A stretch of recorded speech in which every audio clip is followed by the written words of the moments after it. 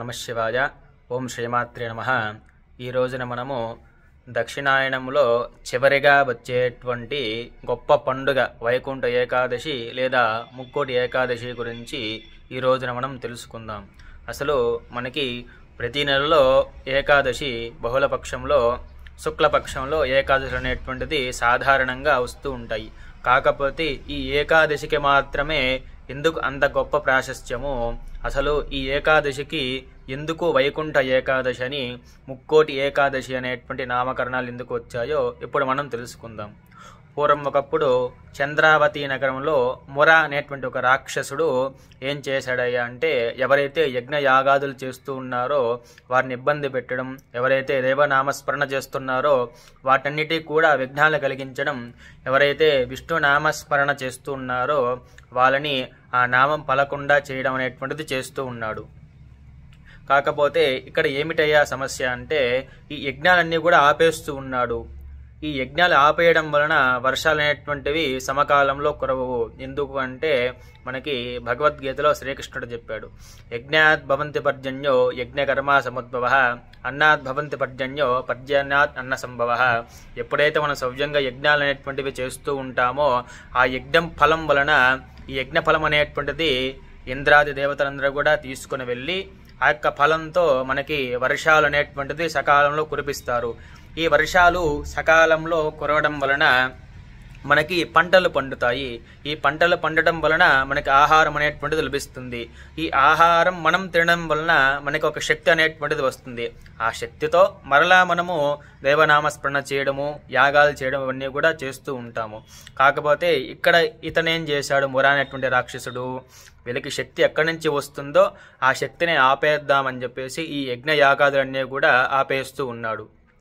సరే, ఈ ఇంద్రాది దేవతలను కూడా ఇబ్బంది పడుతున్నారు. ఎందుకు అంటే ఈ అగ్నిదేవుడు ఏం చేస్తాడు, మనం ఏదైతే స్వాహాకారంతో ఒక అర్ఘ్యం అనేటువంటిది వేస్తామో అర్ఘ్యం అతను తీసుకువెళ్ళి ఇంద్రాది దేవతలందరికి కూడా అవన్నీ అందిస్తూ ఉంటాడు. కాకపోతే అవన్నీ కూడా అందకపోవటం వలన ఈ ఇంద్రాది దేవతలందరూ కూడా వెళ్ళేసి మహావిష్ణువుకి విన్నవిస్తారు, అయ్యా ఈ చంద్రావతి నగరంలో ముర అనేటువంటి రాక్షసుడు బ్రాహ్మణుల్ని బాగా ఇబ్బంది పెడుతూ ఉన్నాడు, యజ్ఞ యాగాదులు చేయకుండా వారిని అడ్డుకుంటూ ఉన్నారు, నీవే వారిని కాపాడాలయ్యా స్వామి, ఈ మత్స్యలోకాన్ని నీవే కాపాడాలి అని మహావిష్ణువుకి విన్నవించుకున్నారు. అప్పుడు మహావిష్ణువు ఏం చేశాడు, సాక్షాత్తు వైకుంఠం నుంచి భూలోకానికి వచ్చి ఆ ముర అనేటువంటి రాక్షసుని సంహరించాడు. కాబట్టి ఈ ఏకాదశి రోజున సంహరించాడు. కాబట్టి ఈ ఏకాదశికి వైకుంఠ ఏకాదశి అనేటువంటి నామకరణం వచ్చింది. అలాగే ముక్కోటి ఏకాదశి అనేటువంటి నామకరణం ఎందుకు వచ్చింది అంటే, ఈ ఏకాదశి రోజున మన ప్రపంచంలో ఏదైతే ముక్కోటి తీర్థాలు ఉన్నాయో, మన దేశంలో ఏదైతే ప్రధాన తీర్థాలు ఉన్నాయో అవన్నీ కూడా స్వామివారి పద్మాల చేత చెంత చేరిన రోజు అన్నమాట. అందుకని దీనికి ముక్కోటి ఏకాదశి అనేటువంటి నామకరణం వచ్చింది. ఇంకా ఇంకొక కథనం కూడా ఉంది. ఈ స్వామివారు ముక్కోటి దేవతల పరివారంతో శ్రీరంగానికి వెంచేసిన రోజున కాబట్టి దీనికి ముక్కోటి ఏకాదశి అనేటువంటి నామకరణం వచ్చింది. ఇంకా ఇంకొక కథనం ఉంది. ఈ ముక్కోటి దేవతలందరూ కూడా స్వామివారిని దర్శనం చేసుకునేదానికి శ్రీరంగపట్టణానికి వస్తారు అని చెప్పేసి మనకి శాస్త్రం చెబుతుంది.